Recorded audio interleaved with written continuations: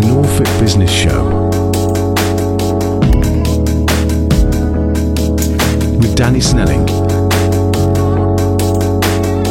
Sponsored by MT Comms. Right, Ruben Davis, lovely for you to join us, and perhaps tell our listeners what you do, what you get up to, and what you can do for them. Yeah, sure. So appreciate you having me on, Danny. Much appreciated indeed. So as you said, I'm Ruben. I currently am Director of Synergy Resourcing Solutions, so a technology recruitment business covering East Anglia. I'm proud to be still in kind of startup mode, so we've been running for almost 2 years now, and pretty exciting journey so far. I wouldn't say startup. Most you're over that now, I'm sure. No, can I hold on to it just a little bit longer? That'd be good. Well, there's a stat I read somewhere about the first year is probably make or break, and although most fail after 10 years, we know that. Yeah. If you made it past the first year, you're on to good things. Yeah, definitely, and we feel that way. I think the industry as a whole has been kind of challenging, but we've made our mark and we've put a bit of a dent in it in the way that we want to. And I think this year is continue as we are, and there may be exciting things ahead in terms of scale up for next year and onwards. So it's been good stuff. Well, as always, we need to go back in time and hear a bit more, learn a bit more about you, more for our listeners who haven't taken the plunge yet in business, but to encourage them. So where did it all begin, where you're from, what you're up to. Let's scale right back then. So I'm a Norwich boy, born and bred. I kind of echo the stories of my parents telling me about Norfolk and Norwich Old Hospital and bringing me into the world and what have you. So we're very much Norwich. My family is all Norwich. Bit of Italian heritage. So back in kind of wartime, great grandparents are Italian and kind of came over. But yeah, aside from that, through and through, kind of Norwich born and bred. Grew up in the city centre. With many siblings fighting for my tea with middle with or them. End or youngest guys. So affected. My parents had some children prior to me. They came together to create perfection. Is the kind of story that they tell. Not me. So there's kind of lots of us, and that's where we are. So Nelson First School, Winston Middle, CNS High. And I think you said then about where did kind of business start. I was one of those kids that was going around knocking on doors, washing cars when I was young. Taking my bucket and my fairy liquid off the counter at home, and a sponge out the shed that I'd wash my bike with or whatever. And we'd go around the neighbourhood washing people's cars for a few quid here and there. Maybe that's where I've heard similar stories for many people who sat in that chair. So there's definitely a pattern emerging here somewhere, even if it's paper round or that's another thing. Working for your folks. There seems to be a definite pattern here. Yeah, absolutely. Did your parents have business or anything? No, they didn't actually. And so mum and dad have both been within kind of services, so customer service. Dad's a publican, so I grew up in a pub as I was younger. He was a steward in the RAF as well, so that was a big part of him. That kind of heartbeat of the community behind the bar, chatting out with everybody about their kind of nonsense, being confidant. It used to be everyone's dream, didn't it? But not so much now. The industry's so hit hard. But So neither of them ran their own business at all. I think I was the first in our family to go get myself a university degree as well, so I broke the mould and some of that stuff. That's something else that's sort of coming out as well. Not many of the people I've had on have been to uni. That's not to say it's a bad thing. It's just a pattern that I've seen. Could you say you benefited massively from it, or it gave you a bit of a stepping stone? Or? Yeah, jumping kind of timelines a little bit. I think I actually went to university late. Let me give you a bit of a backdrop of high school. So high school was challenging. We had a sort of tricky summer just before I head off to high school, so that became a little bit of a tricky one for me. Didn't actually finish high school. Got my GCSEs and what have you. They allowed me to do that, which was great. So at least kind of tick those off, but didn't kind of officially finish school. Many jobs done throughout kind of time. I met my now wife in my mid-20s. She's got more degrees than I care to count. She's really well educated and not necessarily for anything other than hard work and perseverance. She's just one of those. And it was her that encouraged me. She said, "Why don't you go back to uni? Why don't you go back to school? Why don't you do something that you want to do?" Business was always of interest. So I went back to the City College for an affiliated UEA business degree, and to be honest, I absolutely loved it. Yeah, it was awesome being one of the old boys in there, but being able to kind of flex some of the commercial experience that I already had and put that into play. It was good. I think it's worthwhile when we talk about university now. You think of kids going off and away and going to uni. Yeah. That's not just about education, it's about life experience and all of the other stuff that kind of goes with it. And I think being in recruitment and seeing people go through that and the evolution, there's definitely some positives about it. But also there's great stuff from just getting out to work and sticking a few quid in your back pocket and getting experiences in different ways, which is what I did. Me and my mates were season ticket holders, home and away, travelling the country, going watch Norwich, going out on weekends away and holidays and all that kind of stuff. We chose that route. So looking back now, when you see CVs, would you say, just suppose it was you who is actually employing this person, and you had two CVs side by side, one had been to uni, one hadn't, would you favour that one versus one that had spent those specific years in employment in that industry? I wouldn't favour either, to be honest. Me and Ellis, my business partner James Ellis, we talk a lot about when the time comes, which hopefully won't be far away, that we look to hire. What are the types of things that we would look for ourselves in a CV, and what are the parameters of the person that we'd be looking for?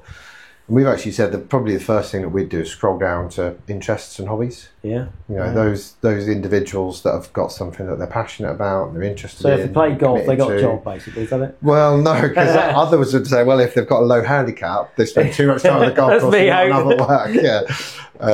I think there are certain attributes that are associated with different things. If you're a part of a sports team, the kind of team player part, or if you go to the gym regularly, it shows that commitment to yourself. And if you've got that to you, then obviously you give to others. And that's our conversation and the way we go about it. We kind of we'll scroll down to hobbies and interests, see what's in there, and then see where that kind of portrays in the rest of someone's CV and the work that they've done.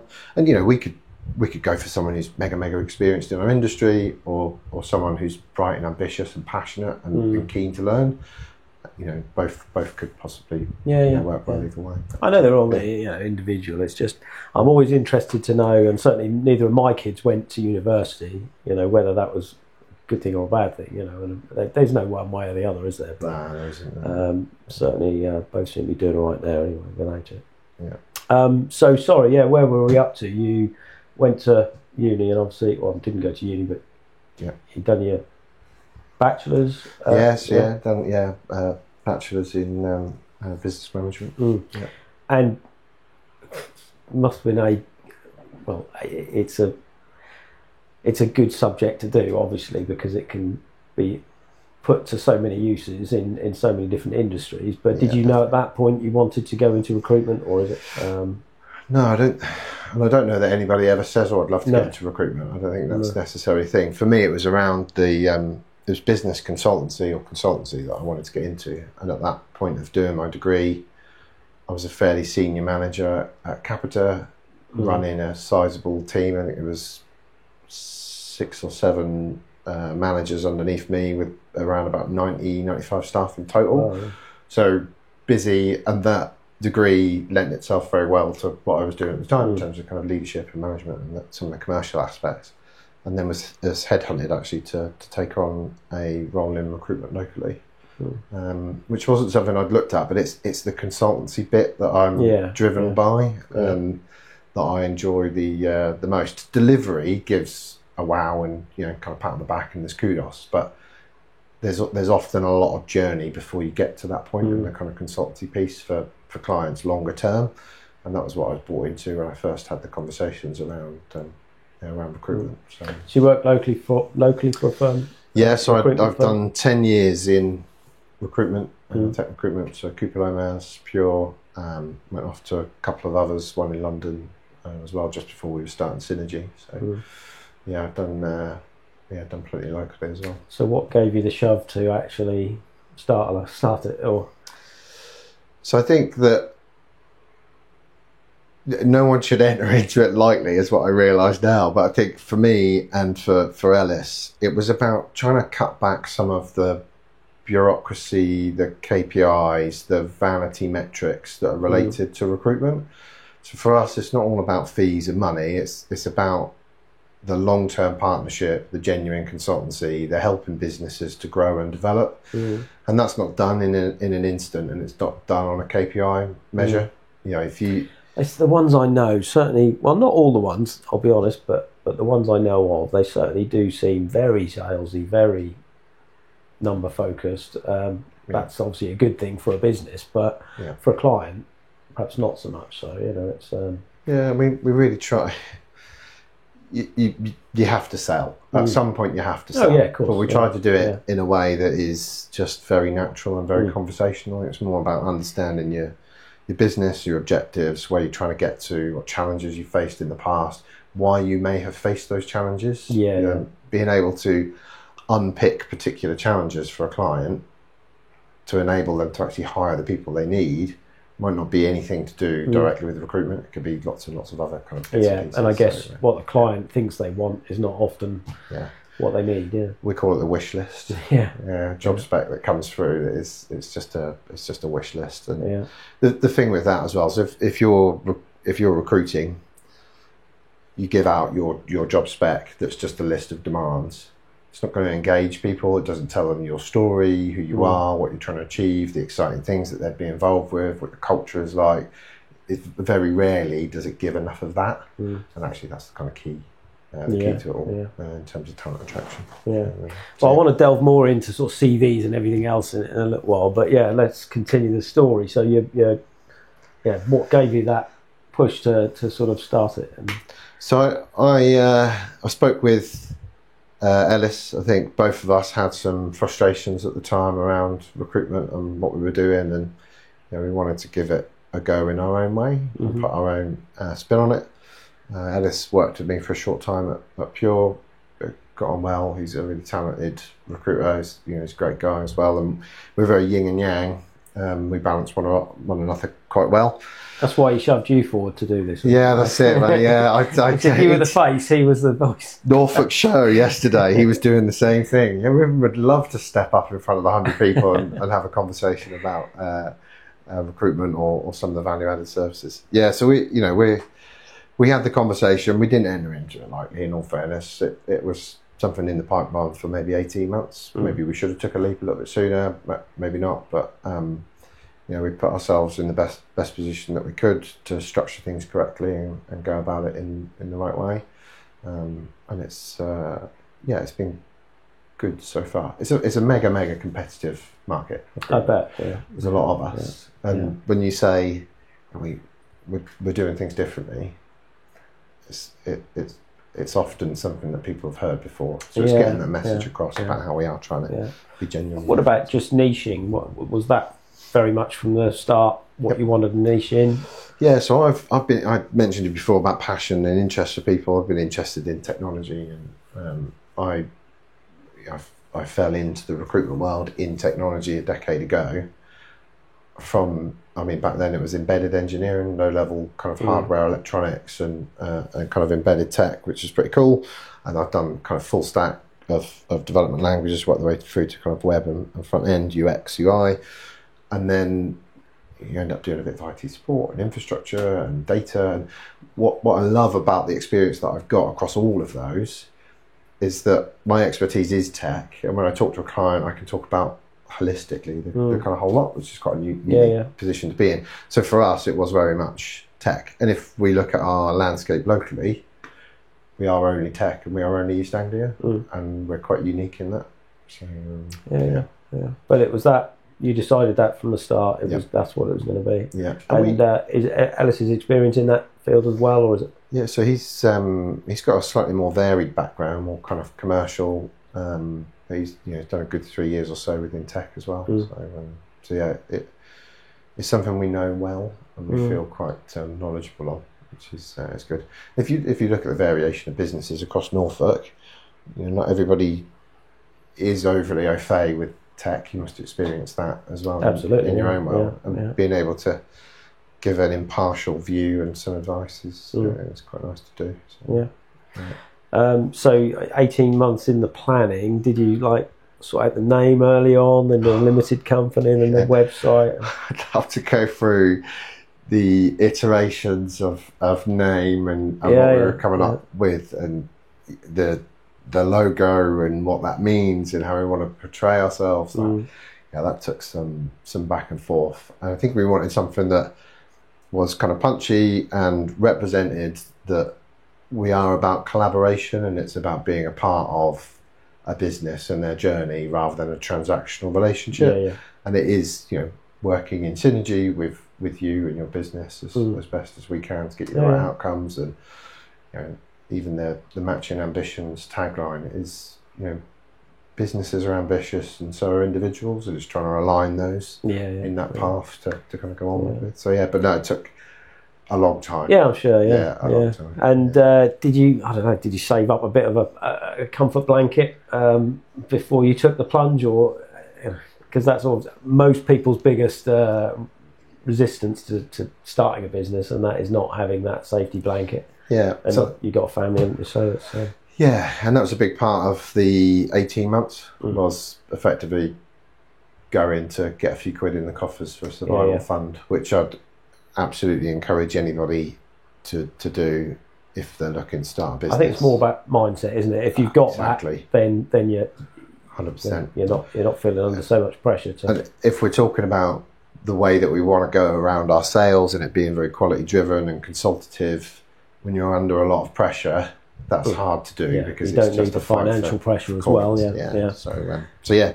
And can I ask you, are you reached that point yet where you can safely say this is going to support us, or is it still coming out there? We're still on the journey. I think we're fine as we are. We're in a really good spot. I think if we were to sit with anyone in finance, they'd say we're in a good place.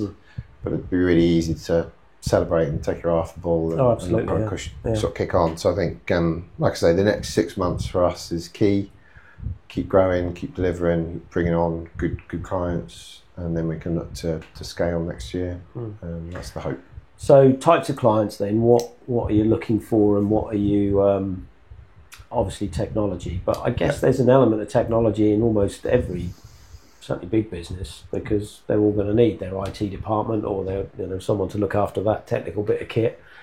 So I guess you're not just talking IT companies like us or the like. So that's right. So IT managed service providers and software companies are obviously the ones that you kind of instantly go, well, they're tech. But if you look at the landscape of East Anglia, well, Norfolk and Suffolk predominantly, that's not what it is. It's not a heavy, we've got a good tech sector. The hub is absolutely brilliant. There's a real vibe of tech around, 100% there is.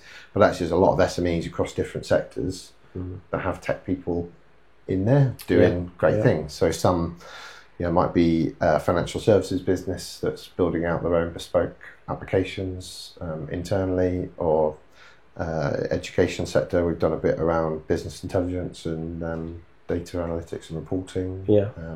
A wide variety really. Because it's interesting because our sort of sweet spot is actually less than 50 employees, because we've found once you reach 50 employees or above, you're then looking at having your own in-house IT team, and therefore we become kind of a little less required, I suppose.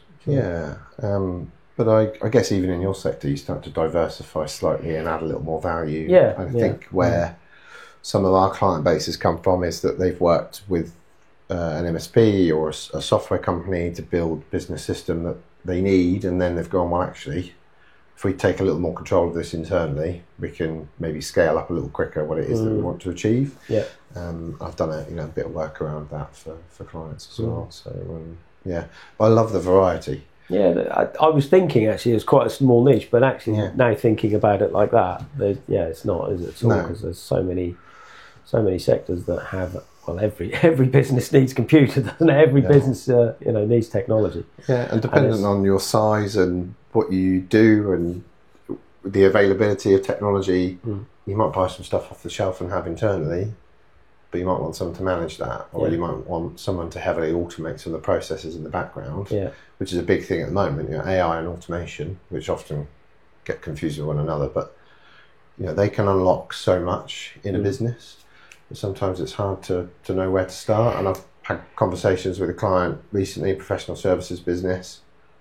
And I've said it's not me that you need. You don't need me as a recruiter. You need to understand your systems and processes to go out to find someone who can actually help you with those to get what you want out of your CRM or your IT or whatever. Yeah. I think that's a lot of it. Often the person you or I are being asked, we almost can't answer because you haven't got it clear what you want or what you need in the first instance. But it's an interesting area, I imagine. But so have you got a business plan? Are you following it? Are you?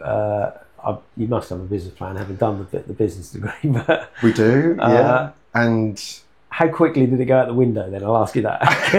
Everyone's does. But. Our version 1 of most things has been adapted or has evolved or it's been thrown out the window, definitely.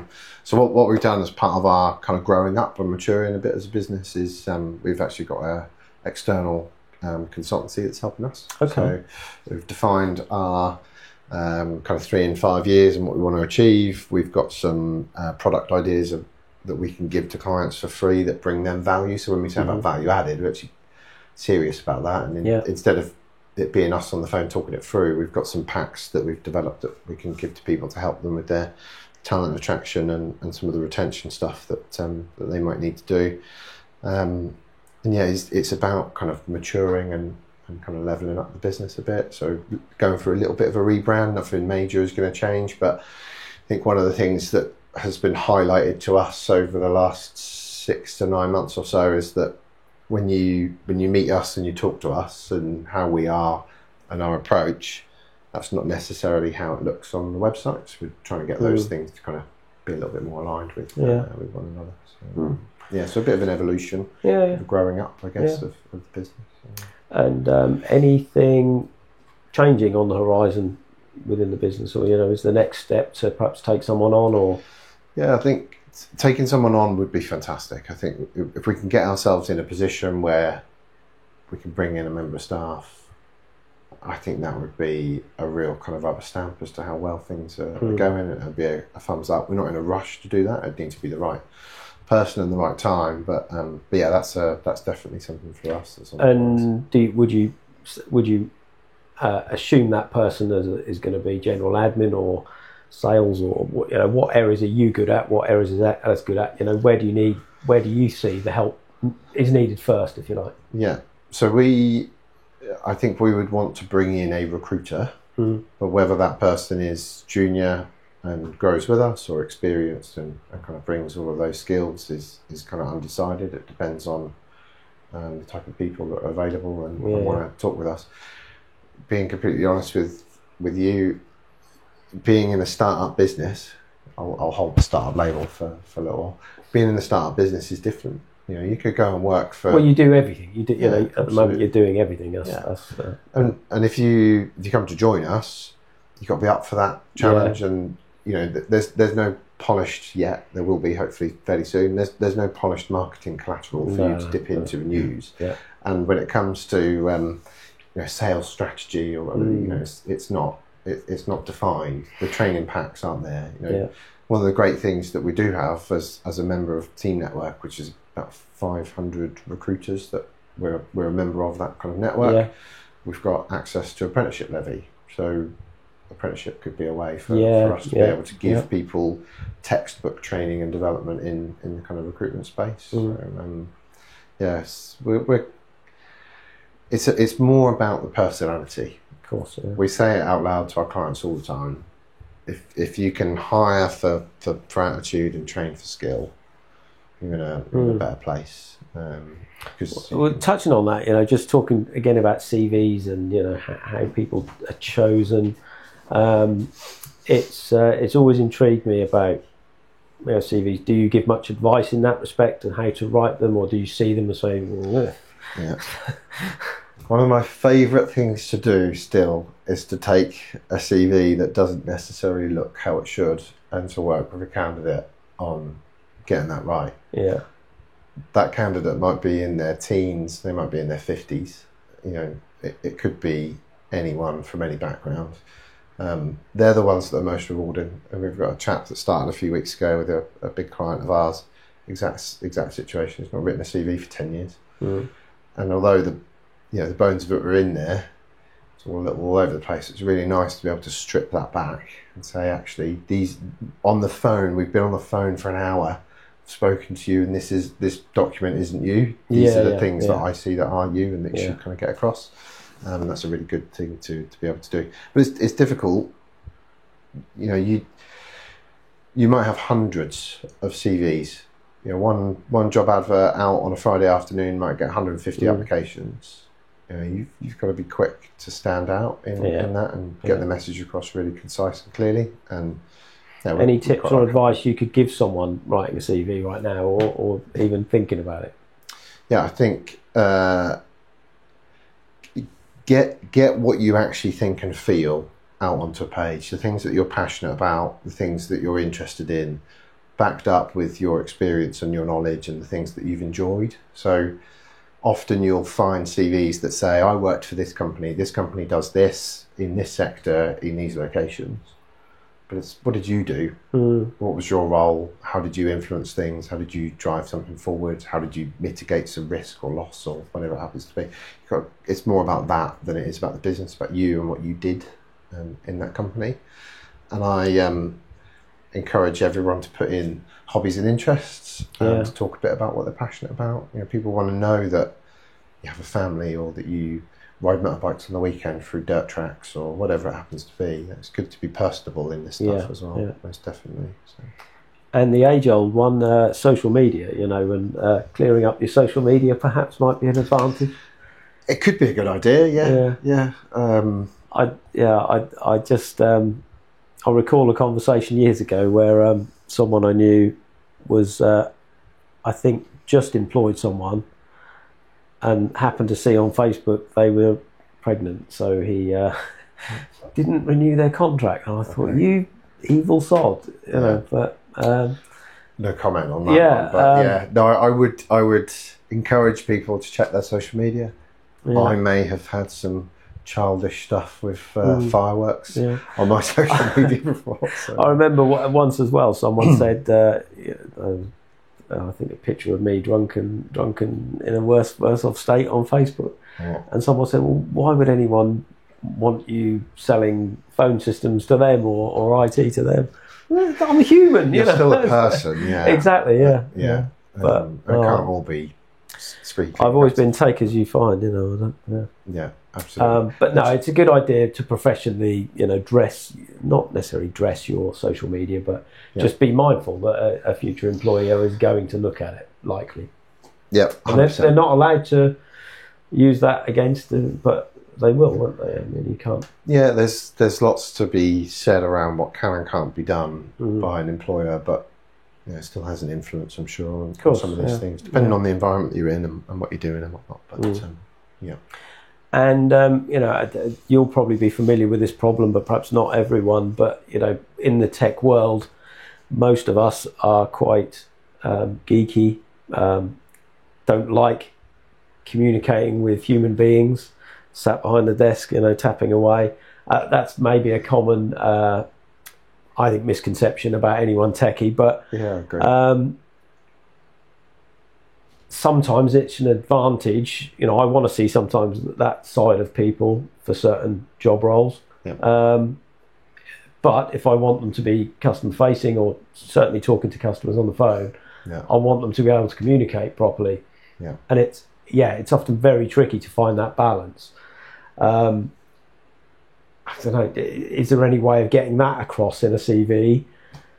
I suppose it's just describing, that what you've done. It is, yeah. And if you find yourself in a role where you are client or customer facing, it's talking about it. Being able to put that in there. And again, your hobbies and interests are going to be a core part of it as well. And kind of the fact that you get out there. It's interesting that you say that, techies are predominantly kind of known to be geeky, and the stereotype is there. Well, I know that's not, but I think most people would. There's a section where the stereotype maybe fits the majority, but in reality, overall, if you look at everything that's related to technology, software development, IT, project management, BAs, etc., they're it really is a mix. 100%. No, I agree. And, I agree. Yeah.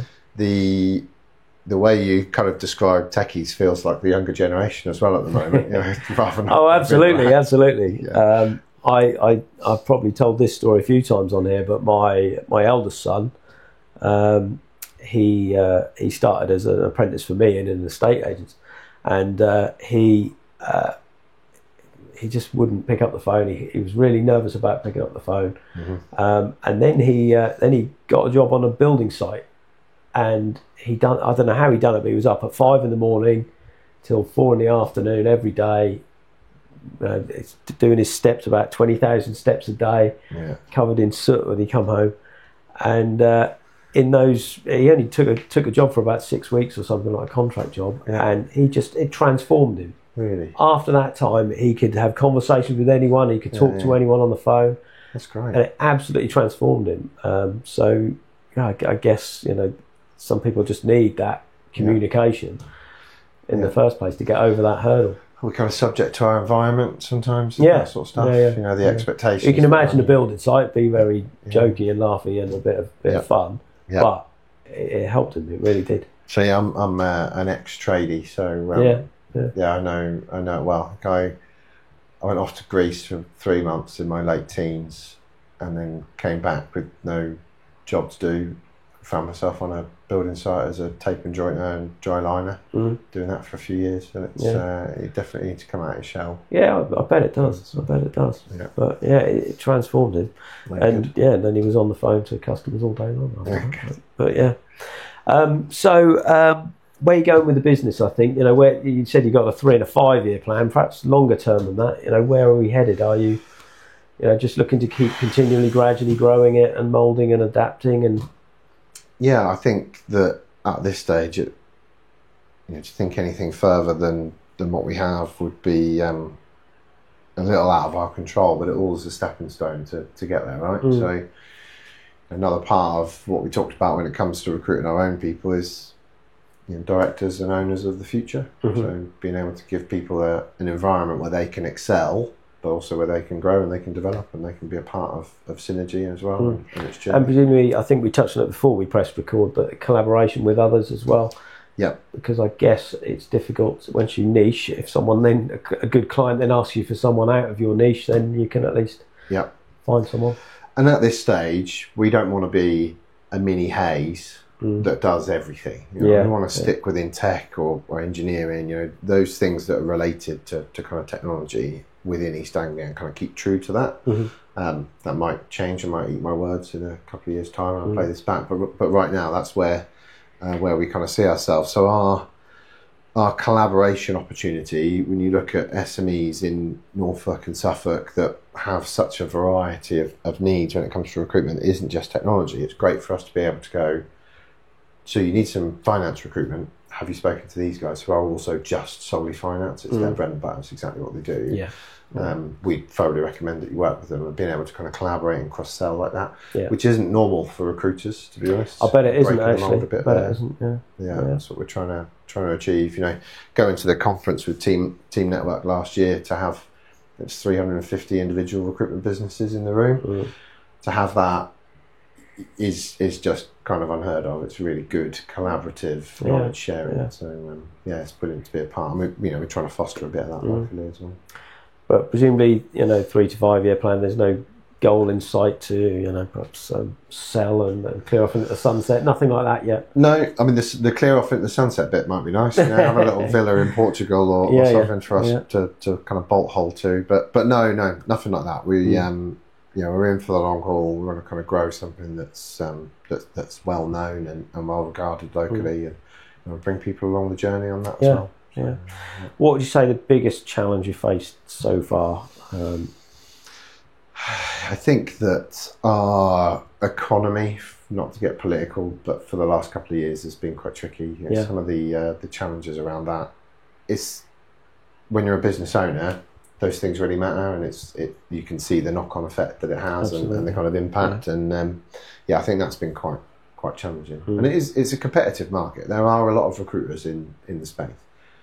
That's probably why recruitment has some bad rap in places because it's kind of bred in the wrong sort of way. But, And obviously, silly not to touch on it. Where do you see AI developing in this space? And do you think we'll be starting seeing CVs from AI bots soon? And we already are. Yeah. I mean, how far is it going to go? Is, in your opinion, my opinion is that I think there's going to be a bit of a revolt against it. Yeah. A bit of resistance against it. Obviously, you've got to embrace it, yes, but I'm talking longer term. I think not necessarily employers replacing employees, but I think the revolt is going to come from the end customer, the end client. They're going to crave that human interaction before long. What's your take on it, I suppose? There's a lot of us that get fed up with chatbots as it is, right? Totally. Especially with some couriers, all you want to do is talk about where your parcel is or whatever, and you've just got chatbot after chatbot, question. So it's an interesting space. So this is where I said earlier, I think AI and automation get mixed up. I think a lot of business needs automation. They need the ability to hook their workflows up seamlessly to remove some of the kind of human interaction and the error. We don't need AI to replace those people yet. But we're seeing it in our industry. So recruiters are being replaced, as it were. So you could set up a Teams call with Alex, our AI bot, and sit and have an interview. They'd be scripted with the questions that we want to answer, and they'd respond in a way that a human kind of would. So that's happening already. And there are tools out there that take a CV and enhance a CV to match a job spec to send to a client, which worries us a lot because you're taking away the authenticity of what somebody has written, even if they may have used AI to do so, which I don't see a problem with. I think if people are doing the bulk of the work with that and then putting in their own thing, then fine.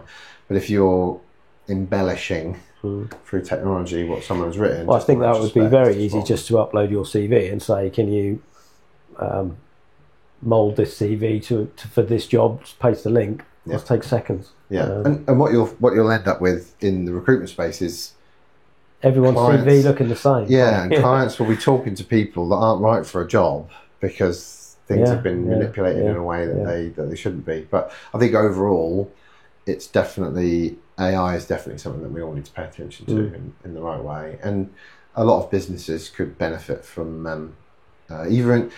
I called it shadow AI in a post I put out a few weeks back. There are people out there that are using AI quite heavily, the generative AI, maybe a little bit of agentic AI in their daily job, but without anyone really knowing about it.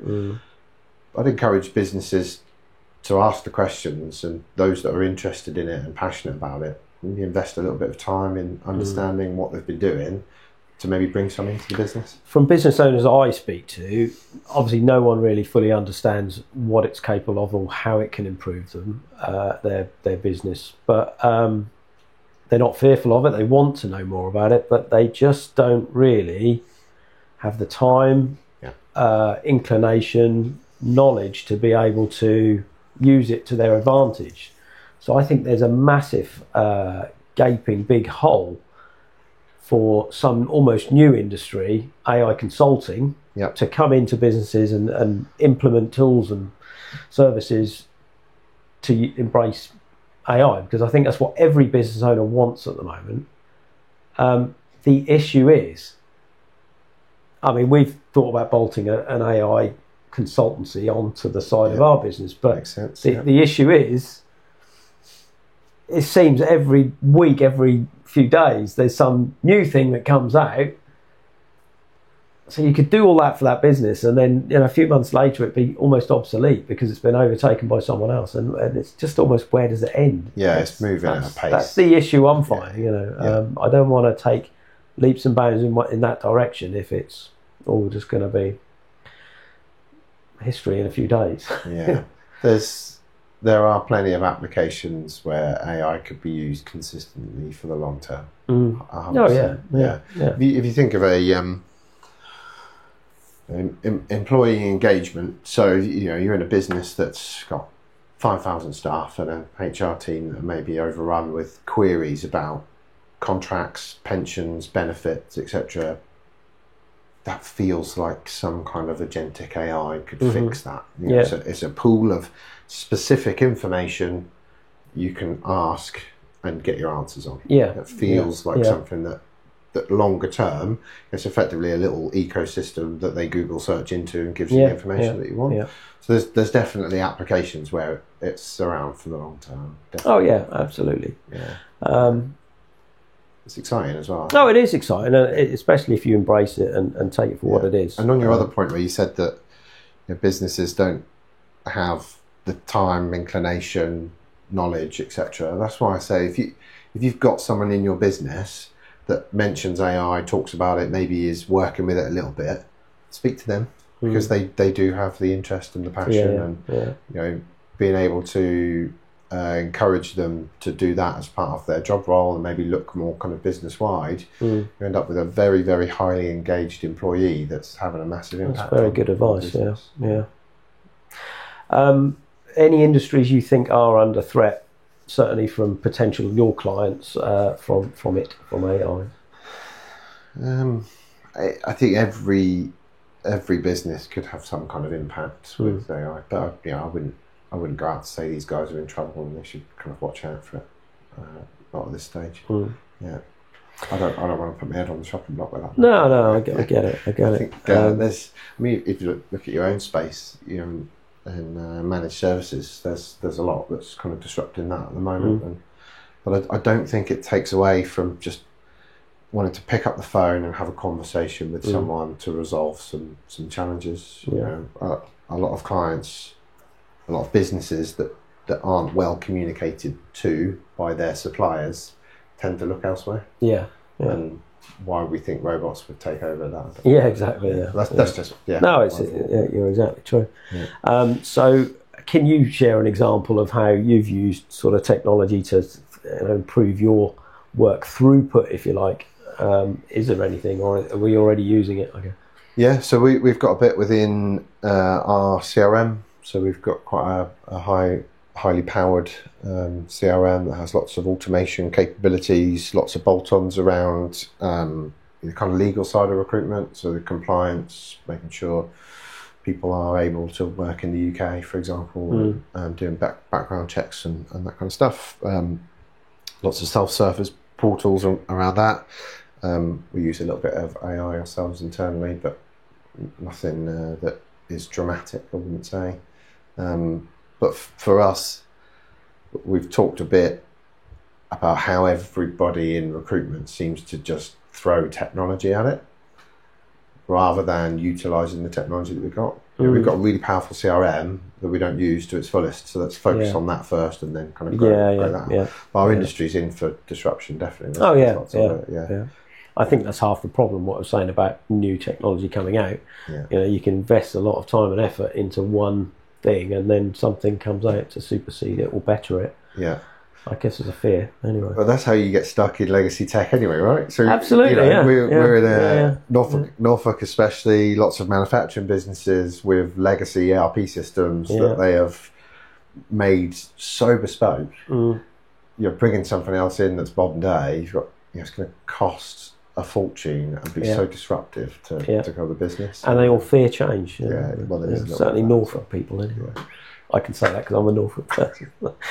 All right, let's get back to the business. So, work-life balance. Are you enjoying life? How's business suiting you, and are you managing to remain strict on cut-off time for work and play? And yeah, so not strict enough probably, but we're really flexible. That was a key driver. You've given me kind of goosebumps bringing that up, because that was probably a key driver, right? We've been to my daughter's concert this week. We've been to sports days this week. My son's been accepted onto a football academy, and that starts kind of late afternoon, so I'm able to drop out and take him. And that's what it's all about. Right? Yeah. I'll be honest, that's the core of it all. You know, when I find myself saying, "Oh, yeah, Daddy's just got to do some work. I've just got to do some work," it's in those moments I think, okay, if we roll that forward time and time again, you're going to miss that opportunity to do Lego or play football in the back garden or whatever it is. So we're really mindful that being present for the kids and our partners is really, really important,